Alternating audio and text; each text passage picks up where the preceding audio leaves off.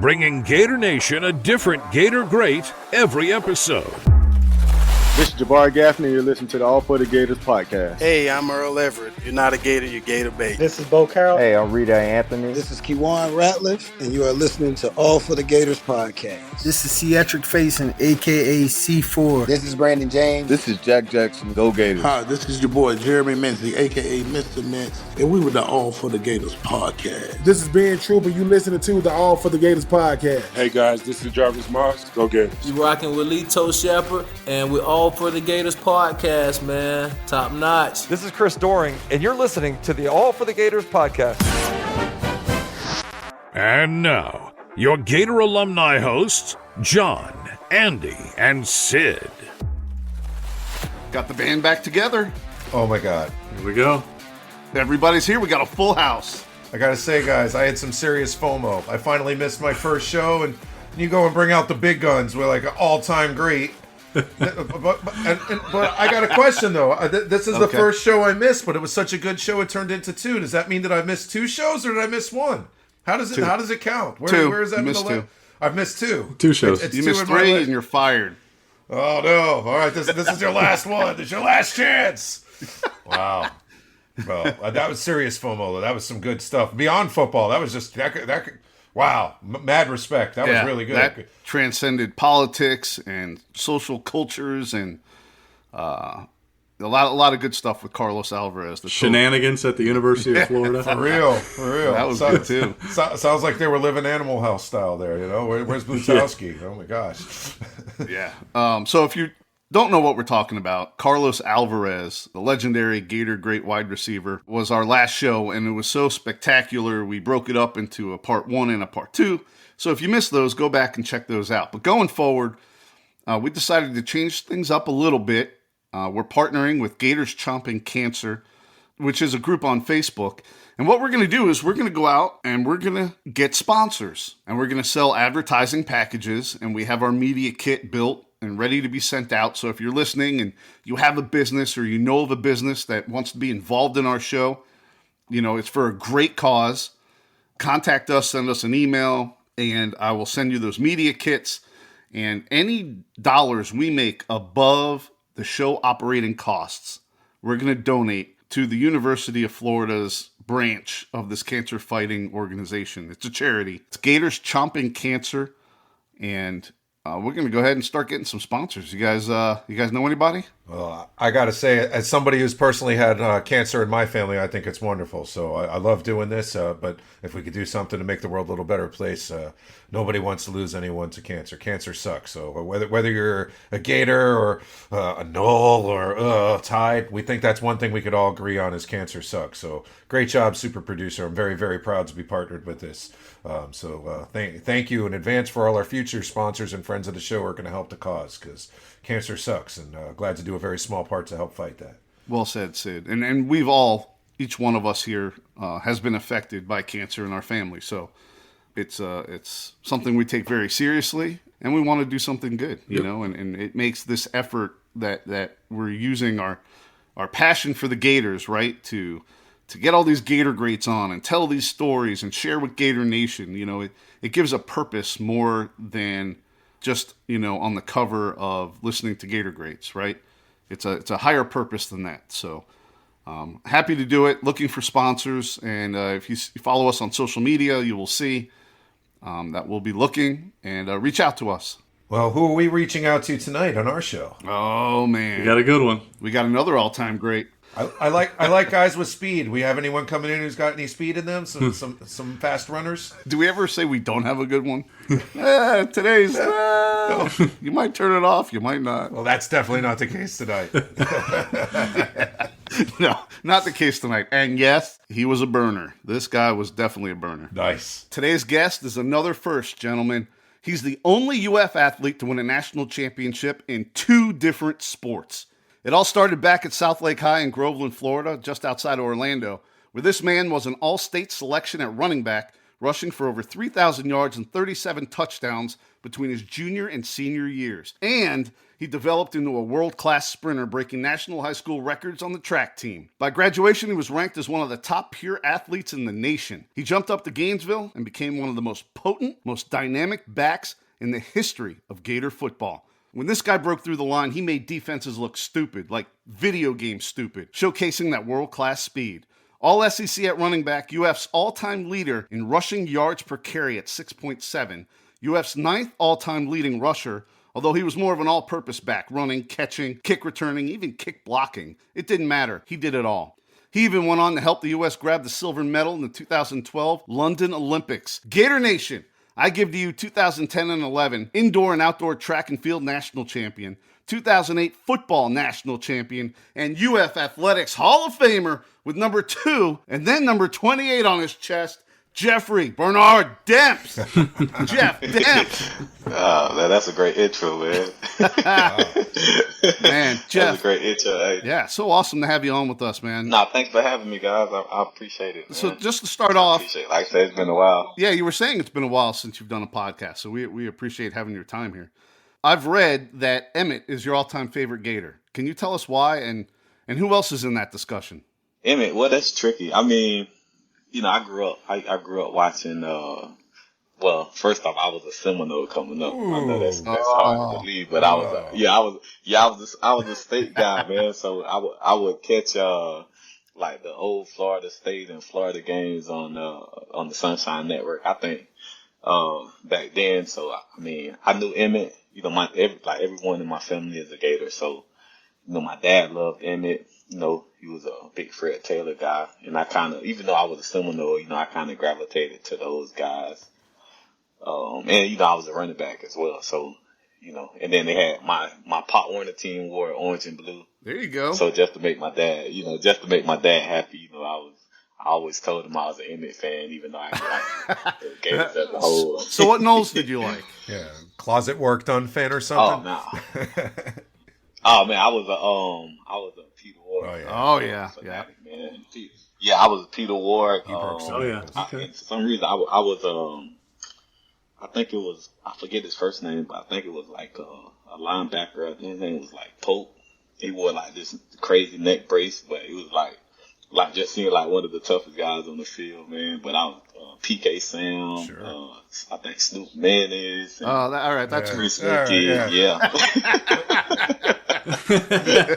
I don't want to get too deep. That's way back.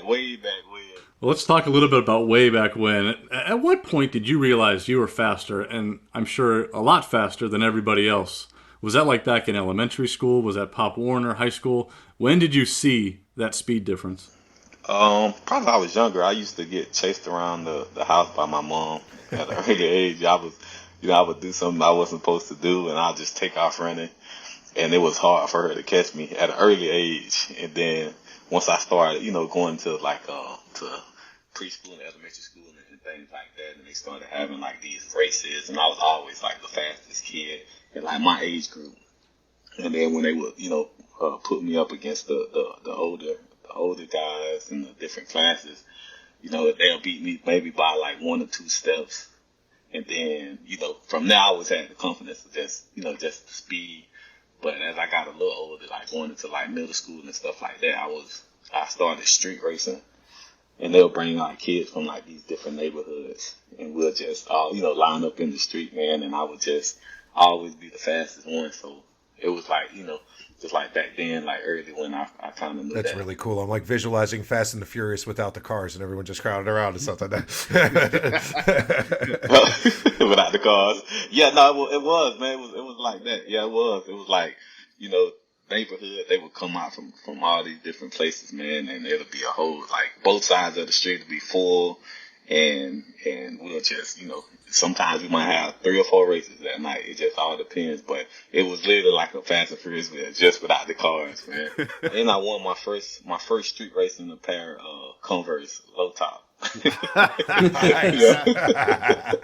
Yeah.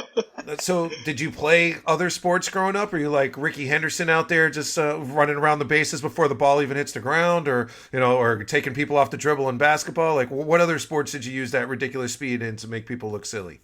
Yeah, well, so football was the first sport, and then um, after that, I tried baseball. I tried 1 year of baseball, but I wasn't even. I think we was doing football sign-ups in Pt.1, and my coaches didn't even know I was on the baseball team. So it was like that was my first game. We had a game on the other side of the field because our baseball field and football field was like in the same area. So I literally signed up for football that morning and then ran across the way into my baseball game. And they was shocked. They thought I was playing. And I went to my game and, I got a hit, my first hit. I was a bigger kid, so I was playing on a league that I was like maybe 2 years older than the rest of the kids because I signed up late. And then my first hit, I ran around the bases like it was like an inside the park home run. And I just remember like Willie Mays Hayes style. I just remember, yeah, I remember the catcher. It was like this. I was 2 years older than everybody, so I remember the catcher's face looking at me, and I literally just dropped my shoulders and ran into the kid, and I think he hurt his leg. He dropped the ball, and like it was crazy, man. Oh, the old school play at the plates. Those are illegal now. Yeah, the old school. Yep. Pete Rose style, taking him down. Yeah, I took him down, man. And then I had a football moment, and then I just remember my coach was like, "Hey, man, you can't play baseball, man." And I maybe played a couple more games in baseball, but I tried AAU basketball for a little bit. I was too fast for my handles wasn't all the way right for my speed, so I just stuck to football for the longest until I got to high school. Then that's when I started to venture off with track and stuff. Well, back in high school, ranked as one of the nation's top just pure athletes.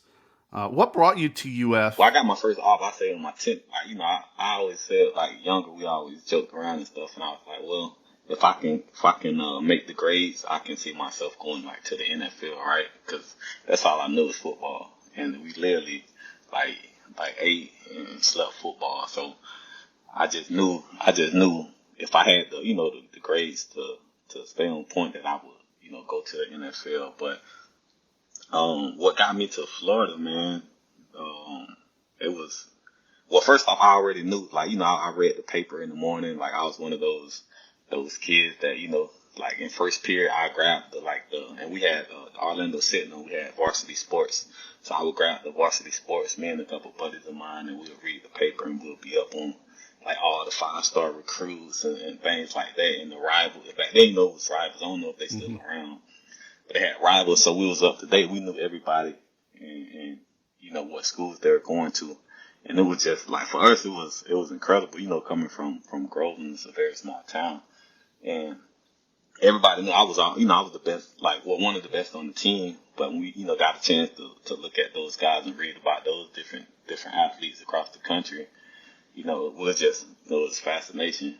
And then, as far as me, like playing and having, good years in high school, and then just when Urban Meyer came to the school, man, it just done something like to the whole town. Like, and, they were the champs. So Coach Urban came just to see you, or were there other players he was checking out? Yeah. No, he came just to see me. Yeah. Wow. Because Meyer, I was still a Seminole at heart. But, this when, around this time they were, they had just got Tebow and Percy and Spike. So it was that class, which, like I said, I had read about it in the paper, but I still wasn't like a fan. But I knew of those guys. And, one day, I got the call. My coach called me in the office like, hey, man, Florida, because Virginia Tech was like my first offer in the 10th grade. But I didn't know what that really meant. You know what I mean? I was just playing ball. Uh-huh. And, the offers came in slowly but surely. And then one day he called me in, man, and was like, Florida was interested in that. They wanted to come down and visit. And, like, okay, that's all well and good. And then, a couple of days later, Urban Meyer comes strolling into the school. Like, everybody was like, the whole school shut down. Like literally, man, the whole school shut down. And just sitting down and having a conversation with Coach Maya, it's like he just changed my perspective on a lot of stuff. And of course, like the recruits that were coming in and the athletes that were already there. I just thought it would be great just to have a chance to play with those guys. Was he pitching? So that's honestly what kind of got me there. Yeah, was he pitching like a specific game plan for you, or was he just kind of talking all the studs he was bringing in and wanted you to be part of that? No, he didn't even have to do that part because, like I said, I was already up to date. He was just kind of like what really showed me. He told me that if I came to Florida, he'll bring the best out of me. And at the time, I always was like a workhorse. And, I always felt like, I outworked my opponent.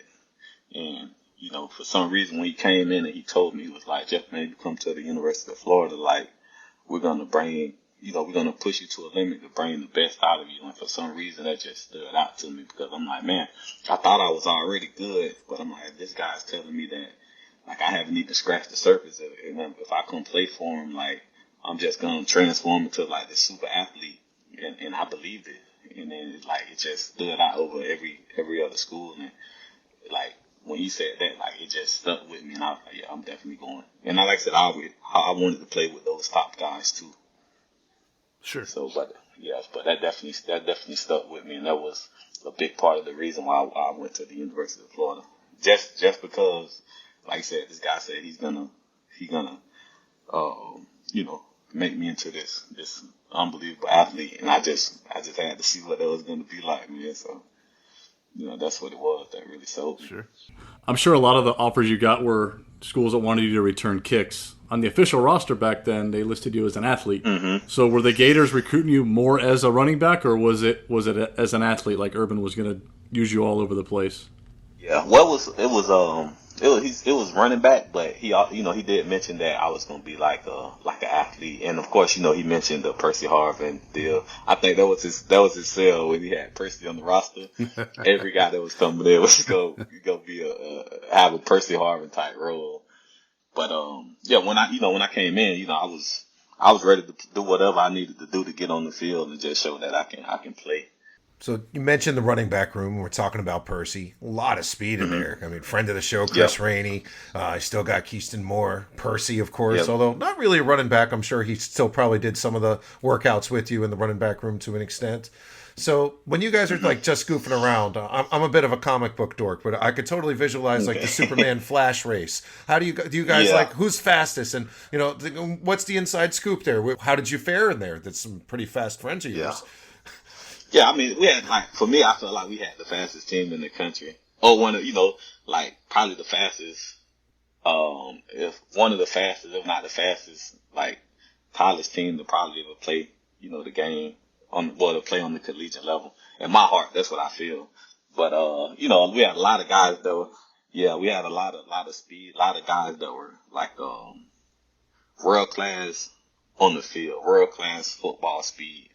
But, for me, none of those guys even came close. You know what I mean? And I'm just being honest. Like, I was like I said, I haven't done like interviews or anything like in a while. But sometimes I would go and I would listen to just my teammates and stuff like that, and I'd just be hearing them talking. But I'm like, man, like it's not even close. I would hear these Rainey stories and these Percy stories. I'm like, I'm like, man, like it's not even close, and I can literally see. Like when they answer the questions, like they don't even have like an ounce of confidence in it. But I get it. You got to look good on the interviews and stuff like that. But like I said, we were fast, but I was probably, I would say 5-10 yards faster than the fastest guy you guys would think. Besides myself, that you guys would think that was on that team. That makes sense because you ended up in the Olympics, so that works out. Olympic gold. Support that. Yes. It wasn't even close. And shout out to all those guys, man. Like and I just my gift is different. Is it better feeling to like be full ahead in a race or to break a long touchdown? Like how can you compare the two from your perspective while you're going through it? I mean. in the most humblest way. Like I was used to it since I little league. So you just expect it. For some, I was just that kid, man, that was like always the fastest on the team. And then once I got to high school, I was the fastest in the school. Middle school, I was fast. Once I got, when I first got to middle school, it was a couple guys that was beating me, but once I got, like, let's say 7th grade, I was the fastest in the school. High school, I was the fastest in the school. And then, once I started to actually train for track or learn, get introduced to track and then start training for it, like it just enhanced my speed by a long shot. So, I was just always used to, just outrunning people or trusting my speed, even if, like, it was, like, plays where it's, like, the coach would yell at me for taking the, I knew I can get the play, get the first down when it's clearly the wrong read on film, but I just had that much trust in my speed that I can go, like, I can take the edge and, I got cussed out a few times for taking the edge, but I'm like, Coach, I know I can get it. Nobody in this room looking at this film can see, like, believe that it's possible, but, I just had that much trust, like, in my speed to just, be able to get the edge or, cut the read short and take an opening that, wasn't, so to say, like, the right read. Yeah, but I was used to it. To answer your question, I was used to it since I was a kid. So let's talk about taking that speed onto the field in the swamp for the first time. Mm-hmm. So you week 1 versus Hawaii that year, you dress and you're walking through that tunnel to the field in the swamp for the first time. How does that feel? Describe that feeling.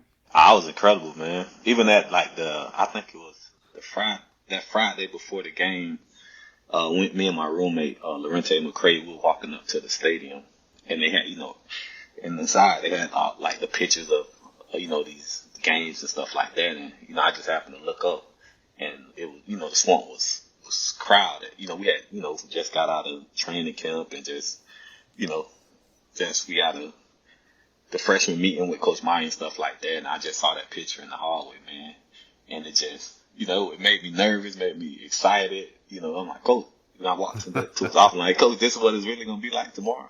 He was like, yeah, it's probably going to be better than that. He called me Dempsey. Like, Dempsey, man, yeah, you ain't seen nothing yet. It's going to be way crowded than that. And, it was like I said, I was nervous, but I was more so excited.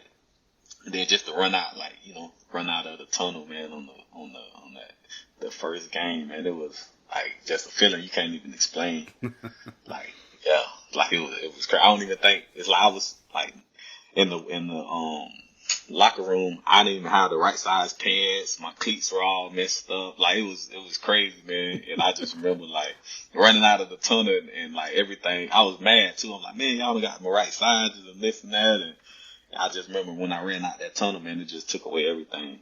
Like it was just like incredible. Every time I got a chance to run out of it, it was incredible. But that first time, it's like you can't even explain it, man. That's incredible. Yeah, you had another first that game. Your first kind of one of your signature type touchdowns, a 62-yarder, which at the time was the longest by a freshman since 1987. Wow. What does a play like that do for? Wow, yeah, that's crazy. Yeah, what does a play like that do for the confidence of a young Jeff Demps? Playing running back, and then do you remember the reaction of the crowd when you broke away? I mean, I remember like it was silent, like when it happened, like when I came through, it was like everything was silent until I kind of got in the end zone and turned around, and then like the crowd was just going crazy. But I was happy. I wasn't even more so happy for me. I was just happy for like my high school teammates and like my family. They for they can, like, man, we always saw this kid do that in practice or in the games and stuff like I said, it's a small town, so I was more so excited for them to, just, cause, all of them had a part of it, man, for me being up there. So it was like, for me, it just kind of felt like another touchdown. Everything was kind of so fast, like, and the game of the speed of the game was so fast and different. I don't even think it really sunk in, but I did know when I turned around, I was just like, happy for like my family and stuff and my friends. So about them getting a chance to like see me have that moment. Yeah. But I was more so, it wasn't even that touchdown, man. It was like for me, I was like, I think I had like 2 or 3 missed tackles because Coach Mike was like, this man, it's like so crazy because we did like a pooch kick or something like that on the kickoff, and I literally almost caught the kick, but it hit one bounce, and then the guy actually he fielded it, and I grabbed this jersey, but I missed the tackle, and I probably had like 2 or 3 of those in that game because I was like literally running so fast and just all over the place. And Coach Mike, the next week in practice, Coach Mike put me in like the tackling drills with the DBs. But I didn't even think about the touchdown more, so it was just like I was just thinking about, man, if I could have made those tackles in the game, like the crowd would have just erupted. But yeah, I was more so worried about my missed tackles, man. Well, Andy mentioned the first of many touchdowns that were more than 60 yards. You actually had twice as many 60-yard touchdown runs in your career than any other Gator since Fred Taylor. So with that in mind, yeah, that's crazy. And you already shared how you kind of expect that to happen. I got to wonder then, you see your teammate like Brandon James making a long return and brings it over to like the 40-yard line. You're a little annoyed with him, like step out of bounds a little farther. I want to break a long run. Like, is it underwhelming? Like if you're only at the 30 and you get in the open field and you didn't get enough yards? Nah, man, never. Nah. I would, when B. James touched the ball, man, it's the same thing. Whoever, I say at that time, man, whoever touched the ball was, had that capability of taking it to the house. It was to me, it was exciting, man. It was exciting to block for a guy like that. We had this thing, Coach Mike would, and, shout out to Coach Mike, we had, in my opinion, again, I feel like, we was just, like, we had so much pride for our special teams unit. I know you spoke to a lot of the guys, I don't know if, like Rainey mentioned it, like, we took pride, in the special teams unit, in the punt block team, the punt return, the kick, all of it. But I was happy to block for that guy, because Coach Mike had this thing where he's saying 1 second. One second block for B. James equals 10 yards. So, we was always on that. So I'm like, if we can hold the block for, 2 to 3 seconds, imagine B. James going to the house. So that was my, anytime we can get that opportunity when they was punting the ball, my main thing. And I think the whole unit was like, man, 1 second, 2 seconds, 3 seconds, it was like, imagine we can hold this block for 3 seconds, B. James going to the house. And then, a lot of times we just got to, after we held our blocks, we just got to turn around and watch them go, man. So it was just, that got up, man. It was spectacular. But like I said, it was just incredible just to block for him, man. So you get in every game that season. You start 5, you pile up over 600 yards on the ground, another 140 receiving.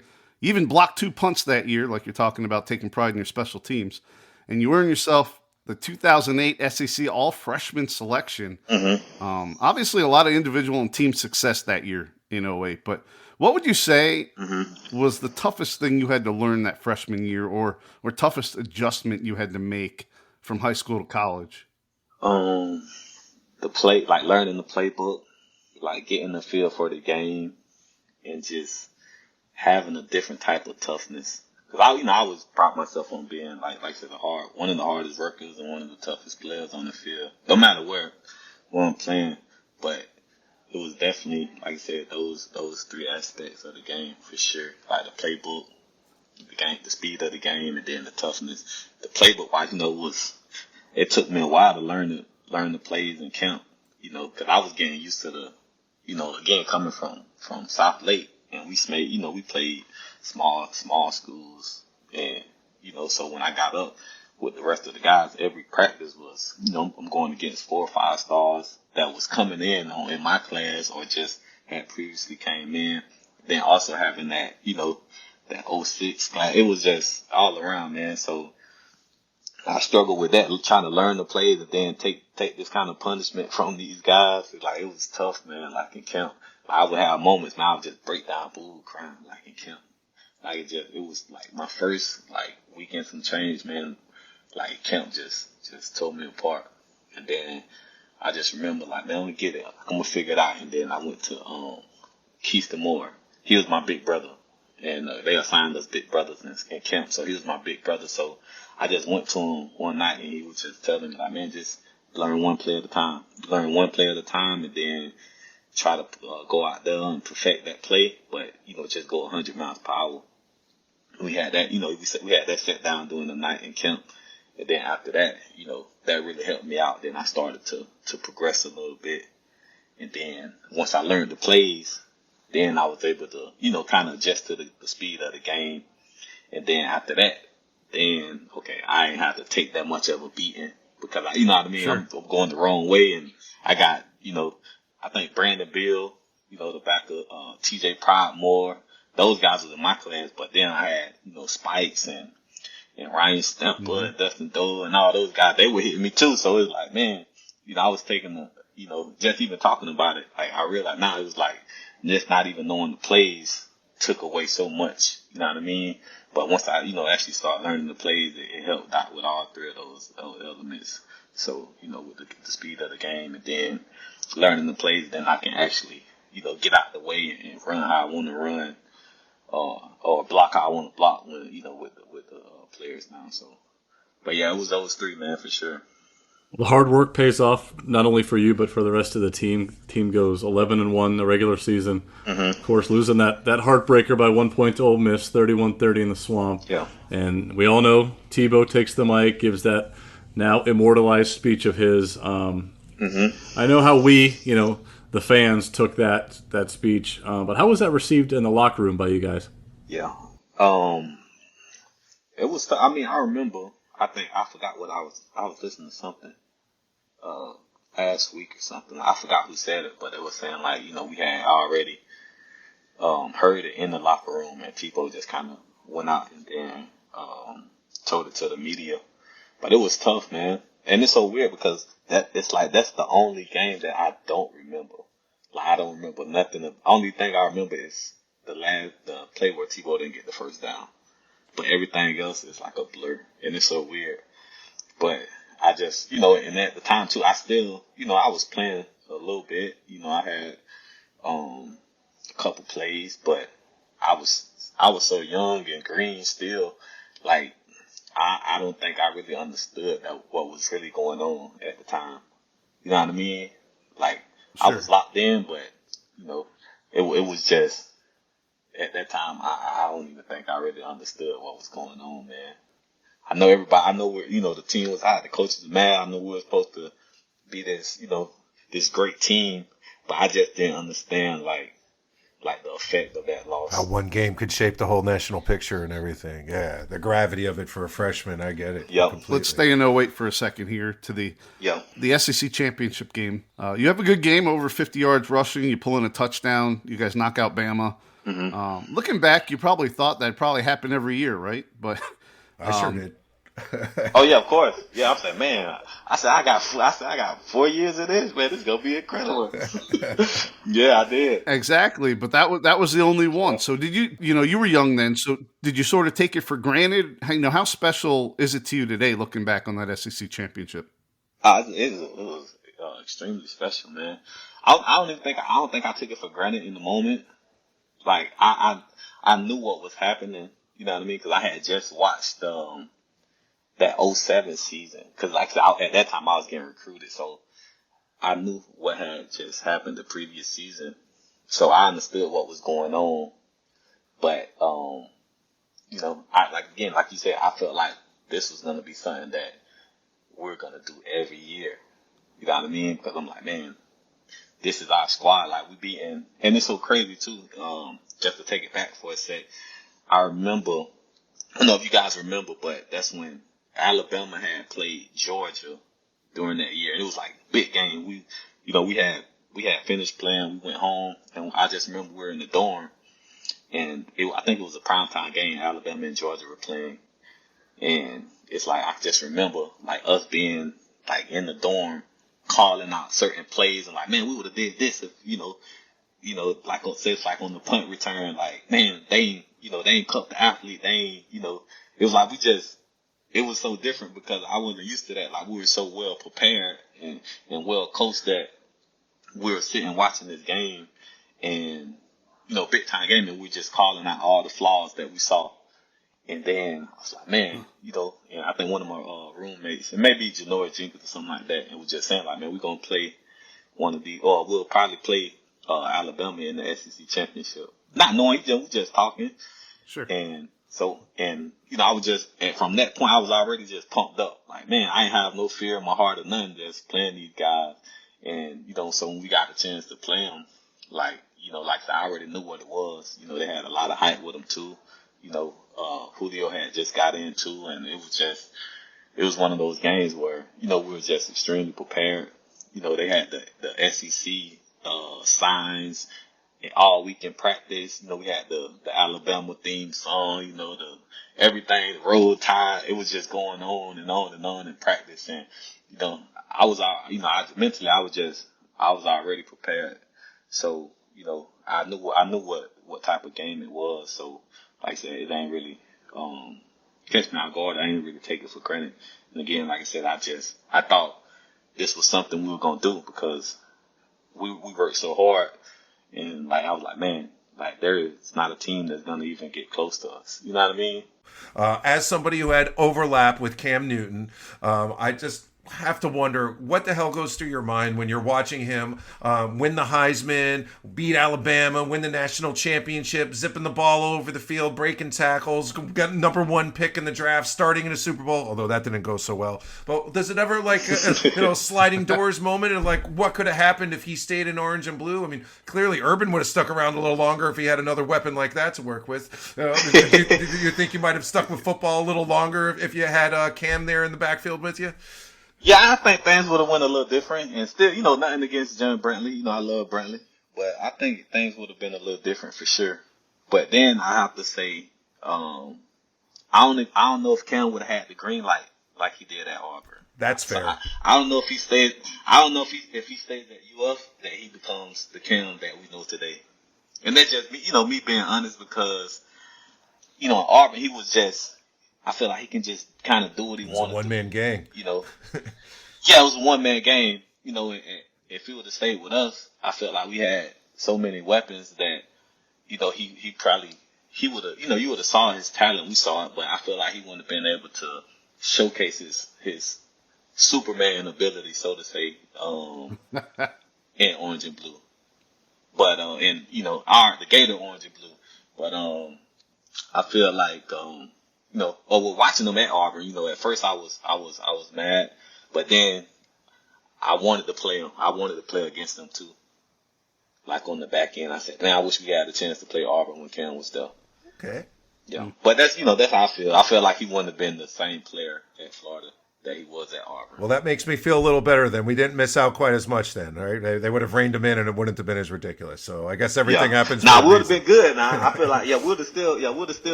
think we still would have been a threat. I think we wouldn't have had that, such a fast decline. Right.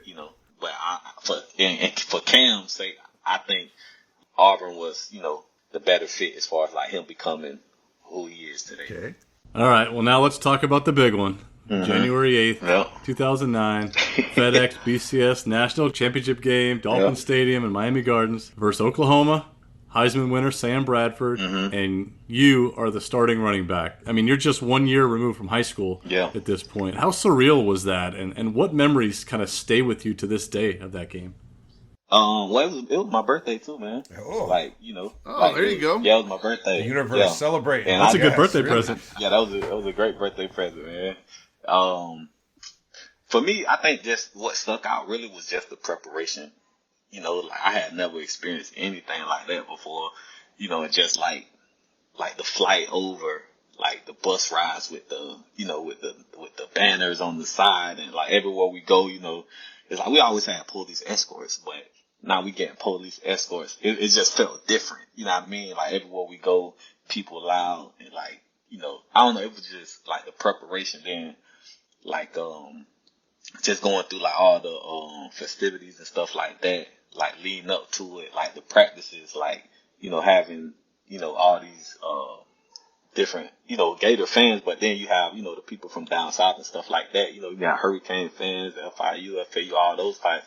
But they all the being at the practices, even if they can't get in, when we come out, just having so much love, and it was it felt I never been to a Super Bowl or anything like that, but it felt just from watching it, it felt like that. And I was like, man, just the process, even the game, like the game was okay, I felt like, but just the process and then the practices, like even like during the practice, I felt like that whole week I had like a really good, like couple weeks, once we got down to the bowl site, that's the week's lead. And then, we had a lot of plays that was designed for me and stuff like that. And I felt like I had a really good week of practice.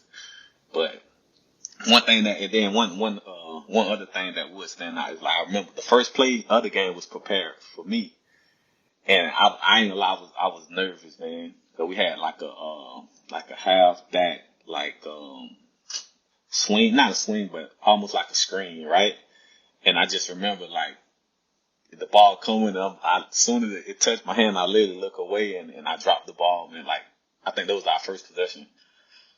So it was like our first offensive play was designed for me, and I dropped the pass. Oh man, I was super nervous, man. If you go back, you can see it, man. I dropped the screen pass. So when I think about that game, that's what that stands out too.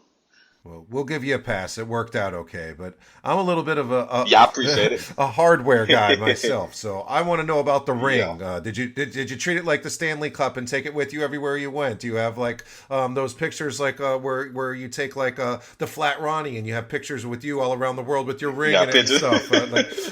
Where's the ring now? When's the last time you took it out and basked in it and then thought about your championship? They're in Groveland. Okay. They're in Mascot. I have a safety deposit box in Mascot. And got the gold ring with the national championship. The gold medal with the national championship ring together. Yeah, I have all my hardware in there. And I think I saw it maybe a few years ago. I went back down, and I think I was showing my wife actually. My wife had never saw like the championship rings and stuff like that, so I went to show her, and I got, it's this cool box that lights up when you open it, so it makes the ring shine a little more. It's cool, Pulp Fiction style. Marcellus Wallace. What's in there? What's in the case? It's pretty cool. And I think I have like 14 rings in there, man, just from school, man. Because I ain't have, I had high school, but we didn't get no. I think I had I won state twice in track, and I think I maybe have one ring. If I'm thinking right, but everything else came from college, and I think either 14 or 15 rings in it, man. And I had my medal in there. Like it's crazy, but I put them up and I don't even think about it. Wow. I put it up and I don't even think about it. But it's cool. Like when I go home and I get to see it, man, it's cool. Like now I can appreciate it. When I was in it, like I didn't even have time to just stop. Like I was literally from one sport to another.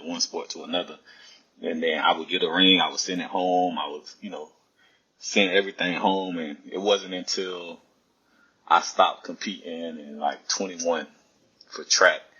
And, I got a chance to go home and I went through like some of the booklets. And I was like, man, like this is pretty cool, man. Like I was looking at it from a different lens. Like, man, cause just real, like it was different because going through track and, just going through even football, like going through your ups and downs and stuff like that, like with battling injuries and different type of things that you realize that, man, it's not an easy task to do. So when you can go back and look, because, a lot of that stuff is just God given, with a little hard working, but it's God given. Sure. And, once you go through your trials and tribulations and stuff like that in sports, and you can look back and like, man, it's actually hard to do this type of stuff. So you have like a different appreciation for it once you get older and you can look back and see all the things that you've done and accomplished. Well, seriously, you're saying about how hard it is. Do you ever think back, like, how unique is it for somebody to just be a contributor on a national football championship team? How unique is it for you to be a national champion track star? How unique is it for you to be an Olympian? You're in the Venn diagram of all three. Do you know, like, how unique, like, that is the most unique of the unique? You're like the elite of the elite.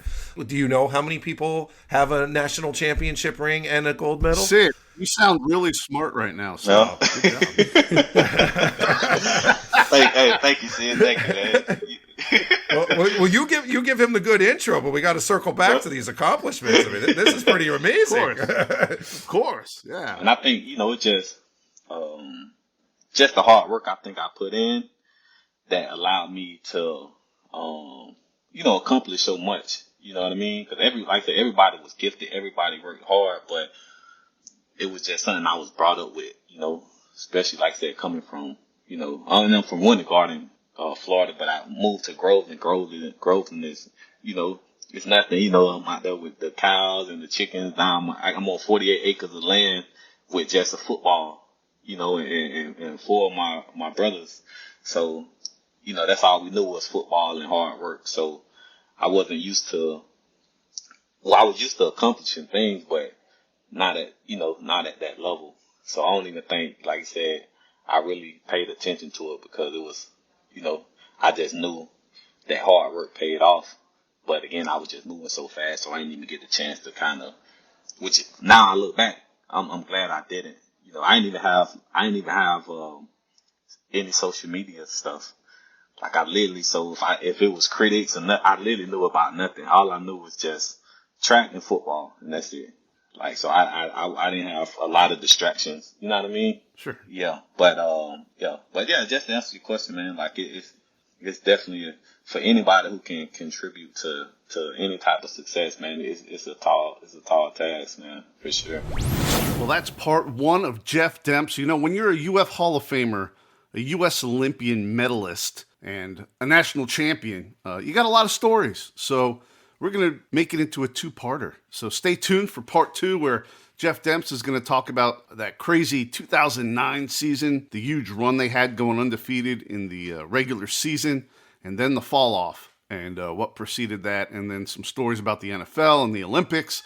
You don't want to miss it. So look out for part 2 of Jeff Demps dropping next week. And once again, if you want to be a sponsor of the show, all proceeds going to Gators Chomping Cancer for a good cause. Reach out to us on social media or email allforthegatorspodcast@gmail.com. 4 is the number 4. And we'll see you next week. Go Gators!